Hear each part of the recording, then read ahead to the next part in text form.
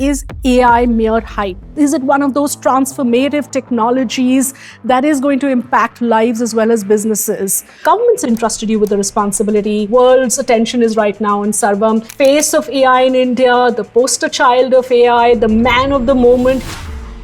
Share with us a little more about that backstory. What really inspired and prompted you to start Sarvam AI? Prior to starting Sarvam AI, I personally was involved in what we call as digital public infrastructure, and starting from Aadhaar, where I was almost associated for a decade and a half, and being advisor to things like GST and UPI. Share with us the vision that you have with projects like these, especially Niti Aayog. The Niti Aayog is actually interesting because it's a very different use case than the others. Are you in that hurry to sort of prove that yes, Sarvam has arrived? The US and China are probably much further ahead. One thing that you're going to say to critics of Sarvam and the one message to them.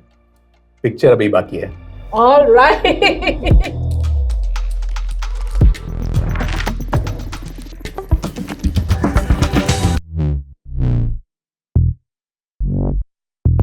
Great to have with us here Vivek Raghavan, co-founder of Sarvam AI. Vivek, thank you so much for being with us on AI in Action. Thank you for having us on this. And this is exactly where the action is happening. Clearly, the face of AI in India, the poster child of AI, the man of the moment. Many terms have been ascribed to you. Clearly, no pressure. No, I think it's a responsibility. And I think, AI is really something which has huge impacts on the lives of people in the country. Sure. And, to be able to do it in the right way is something that, I'd rather be in the midst of doing than watching other people do it. Correct. And you are in the midst of it, clearly. Nothing better than that. But let's step back a little and talk about how it all began, close to 2 years now, when you started building out Sarvam. The world was a different place. AI was a very different technology, still evolving, and it's evolving at a pace that the world is still finding hard to grapple with. Share with us a little more about that backstory. What really inspired and prompted you to start Sarvam AI? Yeah, I think for almost 15 years prior to starting Sarvam AI, I personally was involved in what we call as digital public infrastructure in India, starting from Aadhaar, where I was almost associated for a decade and a half, and being advisor to things like GST and UPI. And also then about 4 or 5 years ago, we started getting interested in kind of working on AI for Indian languages. And that's where I actually, me and my co-founder met, and we created, AI for Bharat, which was this center at IIT Madras, where the goal was to create open source AI for Indian languages, both, models and data and benchmarks and things like that. And that's really where we got started. And but then ChatGPT happened, right? Yes. I think that is really it is a mark of time that something happened there. And then we said, even though we were fairly close to this technology, we realized that this is really going to have massive impacts on how everything works. We had the experience of, hey, in India we've done things in a different way. Correct. And we said that it's too fundamental a technology that we need to understand how this works. If you don't have something then that is looking at the foundational layer, then you'll be dealing with this technology at an application level, which is very important. By the way, a lot of the useful things are actually at the application layer. Right. But it's important to also play in the foundation layer as a country, rather than being in, giving gyan about this. Let me actually see if we can do something about that. And it's brilliant. And I understand that you've had your fair share of pressure and the world's attention is right now on Sarvam, rightly or wrongly so. But there's a lot of conversation around whether India is slow in the uptick, whether India is losing out in the AI race. And a lot of that is coming on the pressure on the foundational layer, as you're saying. The application layer is a different story, but foundation layer, where the government's entrusted you with the responsibility, clearly citizens are looking up to you, the world is watching you. How much of that is playing on your day-to-day life? And are you in that hurry to sort of prove that, yes, Sarvam has arrived when it comes to building that world-class foundational model? So I think it's very important that it's not all these things. Foundational work takes time. Correct. It's not something that it's not something that you can do in a few weeks. And you actually have to create this ecosystem of people who want to work on foundational work. And it doesn't need to be very large, but you need a few people who actually are able to go and understand this technology of depth. And that culture and ecosystem needs to be built. So it takes time. There's no doubt that, the US and China are probably much further ahead in this game. But that doesn't mean that we shouldn't be doing this. Correct. And I think that that's really the key thing, that it needs to be done. Explain to us, when you keep talking about population scale AI, what does that term really mean, and why does that make India a slightly different market to build AI as opposed to other markets? So what's unique about India is obviously we have many, many languages, right? We have 22 official languages, maybe thousands of dialects. And then on top of that, I think the other thing about India is that we like to communicate by speaking, right? I think we like to talk, right? That's just we talk a lot. So therefore, if we could have a way by which people could interact with AI in voice in their own language to get access to, products and services and things like that in the natural way that they would converse, that's really something that AI would actually help do things that were never possible. I mean, you think about it, you look at some of these models. I think for the first time, you can think of maybe every child could have access to high quality education. It's something which is, when you look at quality of teachers in schools and things like that, prior to that, that is something that we could never imagine. Now, I think there is a light at the end of the tunnel. Similarly, in things like healthcare and stuff, I think the possibilities are amazing in how it can actually make the lives of people better. And I want you to expand on that a little, because when you talk about how AI is truly impacting lives, how AI is truly transforming the way we live, we operate, I think I'd love to hear from you how that is going to accelerate in many ways, and AI will be a part of our lives. So those who are just terming this as a fad or just a wave are probably not realizing that this is a technology that is transformative and it is here to stay. I think it is absolutely a transformative technology. As any technology, there's always be a hype cycle. So therefore, maybe in the short term, even though I haven't personally, but in the short term, maybe, it may deliver less than what has been promised. But over the long term, the impact of what AI is going to do to everything we do is greater than even anybody can imagine right now. And that's why when you're building in India, and that population scale AI that Vivek often talks about is actually at play. And it's, I think, very important that we actually see that technology playing out and impacting the lives of people, whether it is projects that you're taking up where persons with disabilities are using AI, or how people are using AI for property tax transactions. I think great to look at some of those use cases and those demos. Why don't we take a look? Absolutely. Let's do that. Thank you. All right, time now to do the deep dive into some of Sarvam's projects and to see AI in action, some of those demos, some of those experiments, projects that are having an impact on real people. Vivek, tell us about some of your favorite projects, some of the impact that you've been having across many of the projects you've been working on. I would say that the projects that we have fall into two categories.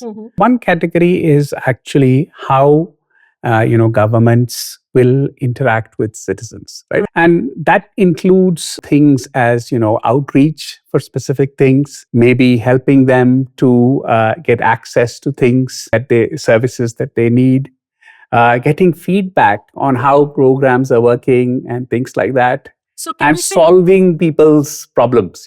Last mile service delivery, is that something, or enabling it? Yes, I think simplifying last mile service delivery is the key thing. So therefore, to be able to give more people access to things, and when any new kind of initiative comes, to be able to actually both promote it and get people to use it. Share with us some of those examples. Which are your favorite projects where you've seen that impact play out? We would love to see some of those demos and some of those things in terms of, demystify AI for us, because for many people, it's still almost mythical or almost, still some mystery surrounding it. But how is it having a real world impact? One of the favorite projects that I wanted to talk about is related to the ministry called DPWD, which is actually for people who have different kinds of disabilities, right? The inclusion is one of the really important things that's there. And, the government actually has so many different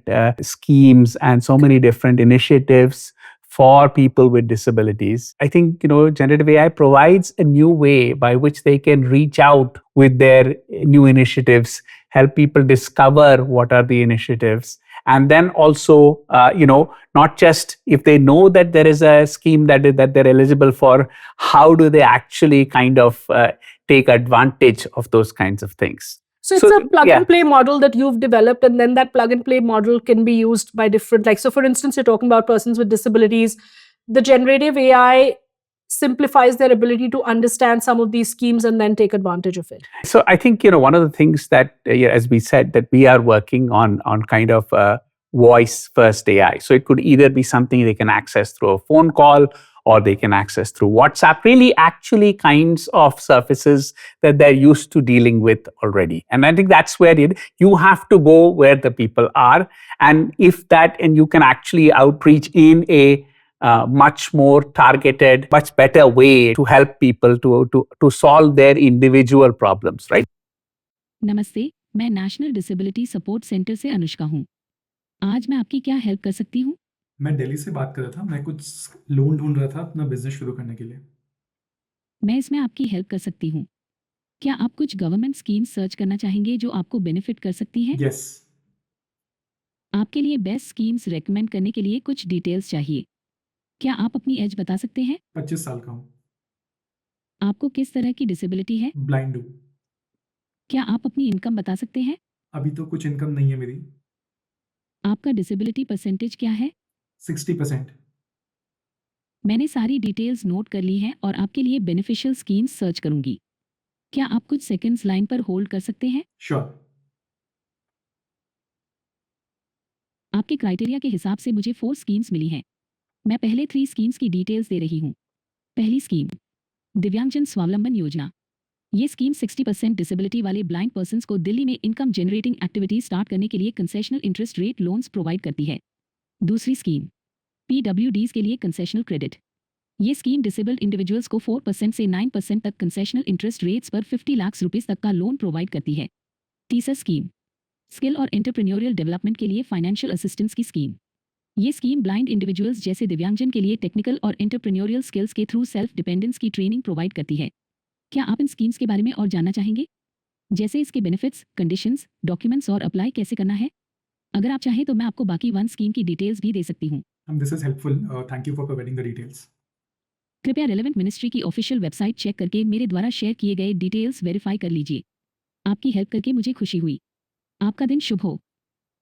And when you say voice first AI, you talk about population scale AI. Are these uniquely bigger for a country like India because we are voice first and we are talking about scale here? I think that voice first makes a lot of sense because, in India, it is actually quite, especially if you speak a language other than English, it's quite hard to actually type on most digital surfaces.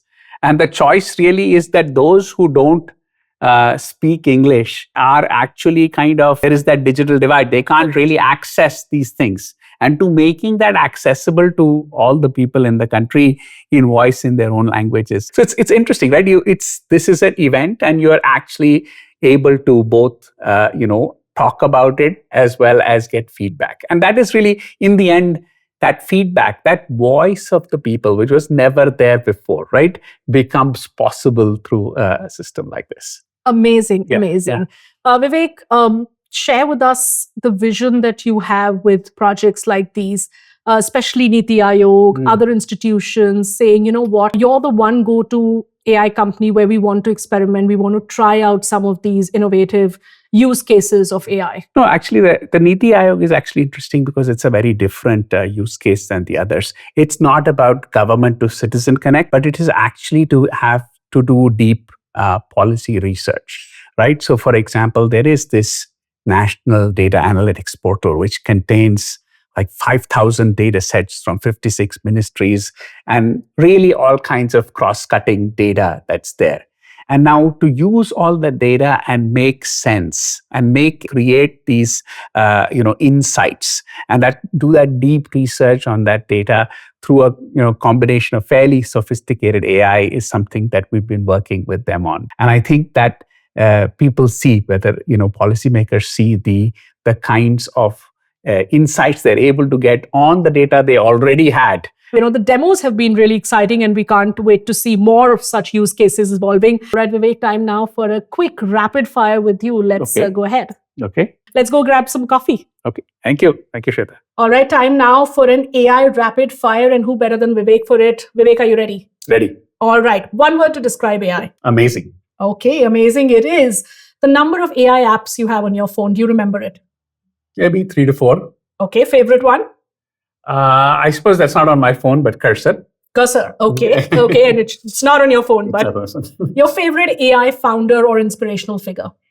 Demis Hassabis of DeepMind. And why? Because he's a polymath. He's a modern day Da Vinci. Multifaceted, and how clearly. The one piece of advice you'd give to those who are still waiting to adopt AI?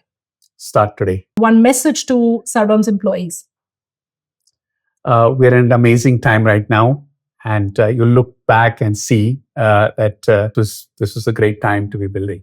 Yeah, clearly creating history. Yes. Okay, this gets tougher. And now I'm going to ask you one question that I need you to think and answer. Mm-hmm. What's the one thing that AI will never do? The AI will never treat people badly because it's having a bad day. Okay. And that's because it's such a human thing to do, right? So you don't think you will humanize AI enough that it's just going to say, you know what, I'm having a bad day, so I'm hallucinating today. Okay, Vivek, let's wrap it up with one thing that you're going to say to critics of Sarvam, and we know there are quite a few out there. The one message to them. Picture abhi baki hai. All right. Picture abhi baki hai. What better than that? And we're waiting to see the full movie. Vivek, thank you so much for being with us here. Thank you. Thank you.